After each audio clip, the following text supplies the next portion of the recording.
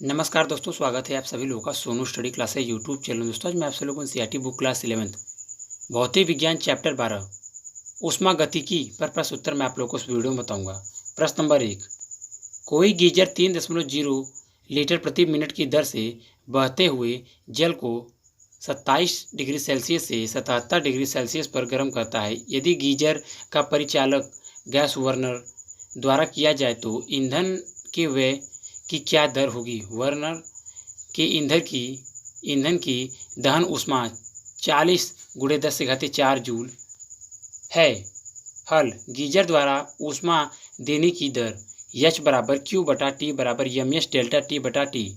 यहाँ जल के बहने की दर बराबर 3 लीटर मिनट, अर्थात जल का द्रव्यमान m बराबर आयतन गुणे घनत्व, अर्थात m बराबर 3 × 10⁻³ मीटर क्यूब गुणे 10⁻³ किलोग्राम मीटर के पावर -3 बराबर 3.0 किलोग्राम। समय t बराबर 1 मिनट। जल के ताप में वृद्धि डेल्टा T बराबर कोष्टक में 77 - 27 कोष्टक क्लोज डिग्री सेल्सियस बराबर 50 डिग्री सेल्सियस। जल की विशिष्ट ऊष्मा S बराबर 4.18 × 10⁸ joule kilogram degree Celsius. H बराबर 3.0 किलोग्राम गुणे 4.18 × 10⁻³ जूल किलोग्राम डिग्री सेल्सियस गुणे 50 डिग्री सेल्सियस बटा 1 मिनट। जूल बटा मिनट बराबर 6.27 × 10⁵ जूल मिनट।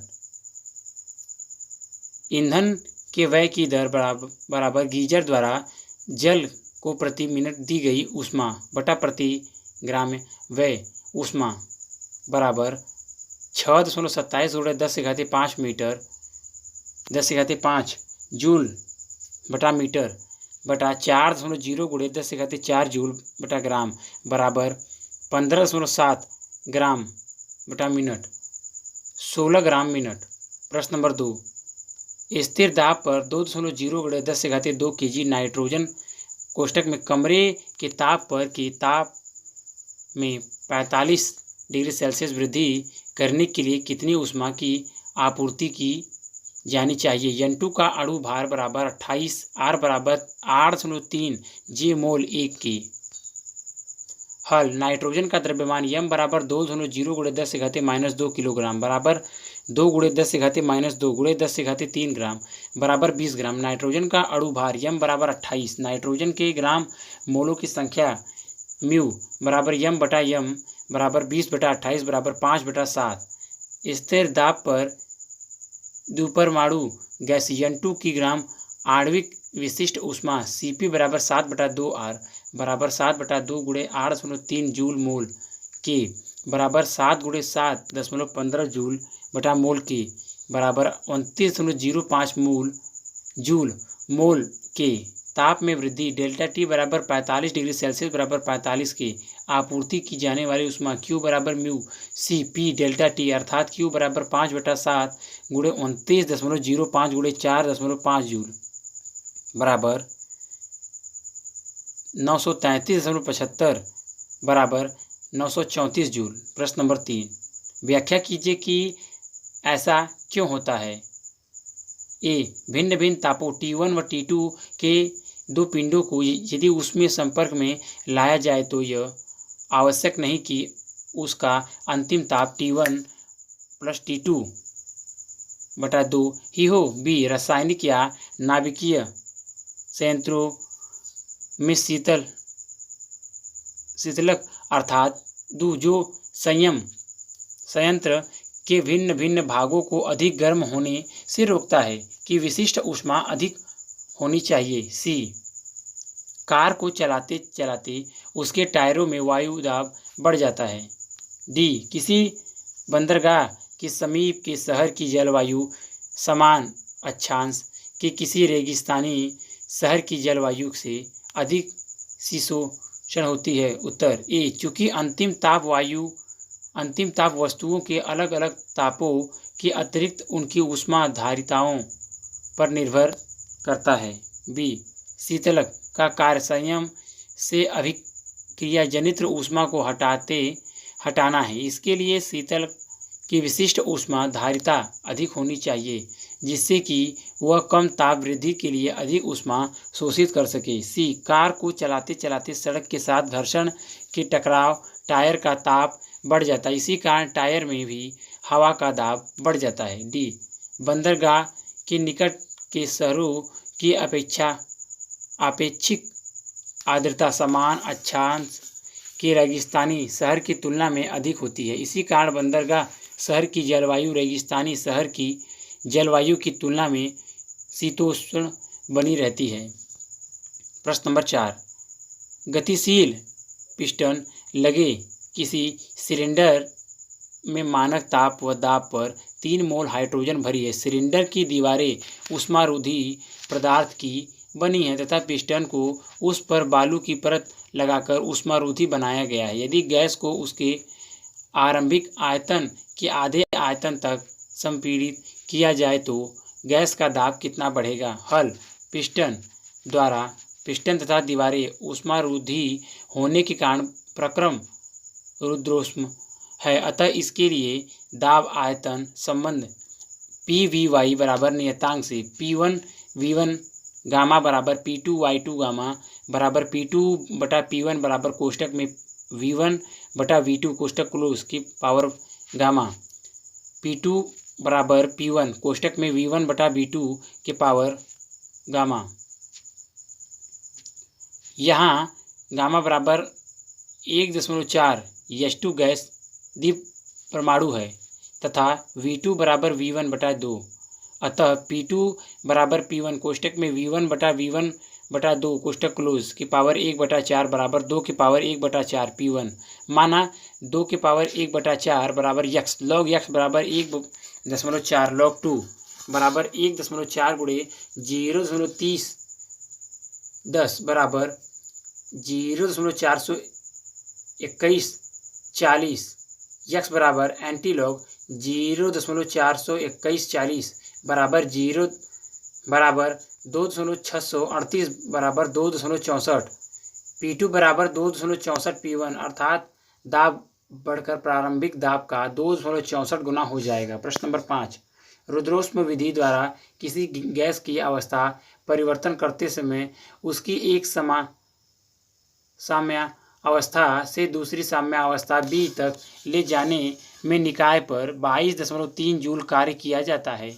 यदि गैस की दूसरी प्रक्रिया द्वारा अवस्था A से अवस्था B में लाने में निकाय द्वारा अवशोषित नेट ऊष्मा 9.35 CAL है तो बाद के प्रकरण में निकाय द्वारा किया गया नेट कार्य कितना है? 1 CAL बराबर 4.19। हल, रुद्रोष्म विधि प्रक्रम में गैस को A से B अवस्था तक ले जाने में दी गई ऊष्मा Q बराबर 0 निकाय पर किया गया कार्य W बराबर -22/22.3 जूल। अतः इस प्रक्रम में आंतरिक ऊष्मा में परिवर्तन डेल्टा U AB बराबर Q माइनस W बराबर 0 माइनस कोष्टक में -22.3 जूल बराबर 22.3 जूल अर्थात आंतरिक ऊष्मा में वृद्धि होगी। किसी अन्य प्रक्रम द्वारा अवस्था A से B तक ले जाने में निकाय द्वारा अवशोषित ऊष्मा Q बराबर 9.35 कैलोरी बराबर 9.35 गुणे 4.19 जूल बराबर 39.178 जूल बराबर 39.2 जूल। चूँकि अवस्था वही है अतः आंतरिक ऊर्जा में परिवर्तन डेल्टा UAB ही होगा।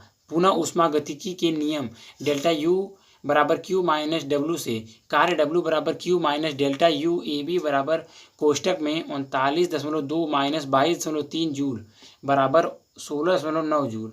प्रश्न नंबर 6, समान धारिता वाले दो सिलेंडर A तथा B एक दूसरे से स्टॉपकॉक के द्वारा जुड़े हैं। A में मानक ताप व दाब पर गैस भरी है जबकि B पूर्णतः निर्वातित है।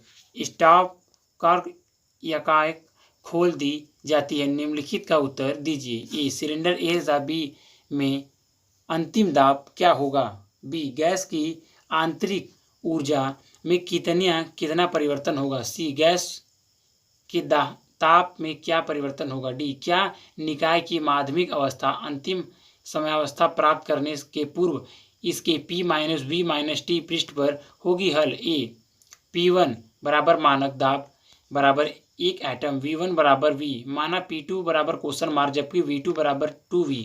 चूंकि A व B के आयतन बराबर हैं, सिलेंडर B निर्वातित है, अतः स्टॉपकॉक खोलने पर गैस का निर्वात में मुक्त प्रसार होगा, अतः गैस कोई कार्य नहीं करेगी और न ही ऊष्मा का आदान प्रदान करेगी, अतः गैस की आंतरिक ऊर्जा व ताप स्थिर रहेगी। बॉयल के नियम से P2 V2 बराबर P1 V1 गैस का अंतिम दाब P2 बराबर V1 बटा P2 V2 P1 बराबर V बटा 2V गुणे एक एटम बराबर 0.5 एटम V W बराबर 0 तथा Q बराबर 0 डेल्टा U बराबर 0, अतः गैस की आंतरिक ऊर्जा में कोई परिवर्तन नहीं होगा। C आंतरिक ऊर्जा अपरिवर्तित रही है, अतः गैस के ताप में भी कोई परिवर्तन नहीं होगा। D गैस का मुक्त प्रसार हुआ है, अतः माध्यमिक अवस्था साम्य अवस्था नहीं है, अतः यह अवस्था P minus V minus T पृष्ठ पर नहीं होगी। प्रश्न नंबर 7, एक वाष्प इंजन अपने बॉयलर से प्रति मिनट 3.6 गुणे 10⁻9 ऊर्जा प्रदान करता है, जो प्रति मिनट 5.4 गुणे 10⁸ जे कार्य देता है। इंजन की दक्षता कितनी है? प्रति मिनट कितनी ऊष्मा अपशिष्ट होगी? हल ऊष्मा स्रोत बॉयलर से प्रति मिनट प्राप्त ऊष्मा Q1 बराबर 3.6 गुणे 10⁻9 जूल। इंजन द्वारा प्रति मिनट किया गया कार्य W बराबर 5.4 गुणे 10⁸ जूल। इंजन की दक्षता N बराबर W बटा Q1 बराबर 5.4 गुणे 10⁸ जूल बटा 3.6 गुणे 10⁻9 जूल बराबर 0.15। अतः प्रतिशत दक्षता बराबर 0.15 गुणे 100% बराबर 15%।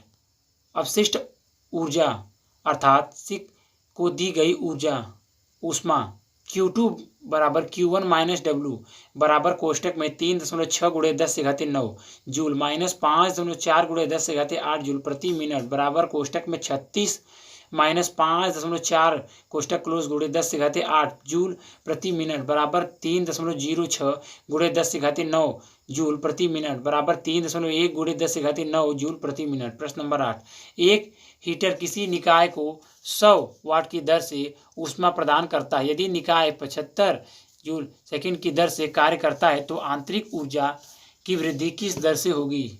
हल डेल्टा U बराबर Q माइनस W बराबर कोष्टक में 100 जूल बराबर 75 जूल बराबर कोष्टक क्लोज 25 जूल, अर्थात आंतरिक ऊर्जा में वृद्धि की दर बराबर 25 वाट। प्रश्न नंबर 9, किसी ऊष्मा गतिकी निकाय को मूल अवस्था में मध्यवर्ती अवस्था तक चित्र 12.1 में दर्शाए अनुसार एक रेखीय प्रक्रम द्वारा ले जाया गया है। एक समदावी प्रक्रम द्वारा इसके आयतन को E से F तक ले जाकर मूल मान तक कम से कम कर देते हैं।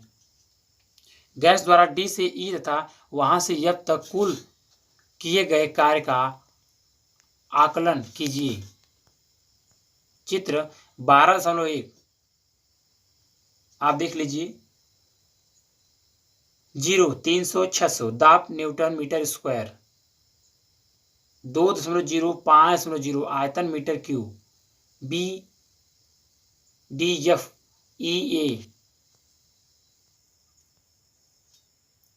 हल D से E तक गैस द्वारा किया गया कार्य W DE बराबर क्षेत्रफल DEB CD प्लस E से F तक गैस पर किया गया कार्य WEF बराबर क्षेत्रफल EFCBE माइनस, अतः गैस द्वारा D से E तथा E से F तक कृत कुल कार्य नेट कार्य WEW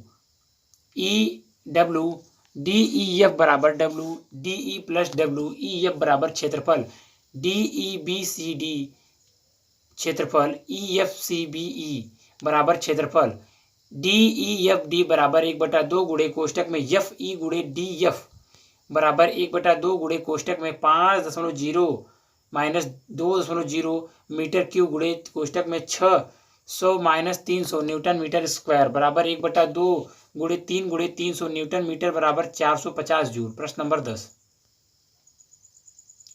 खाद्य पदार्थ को एक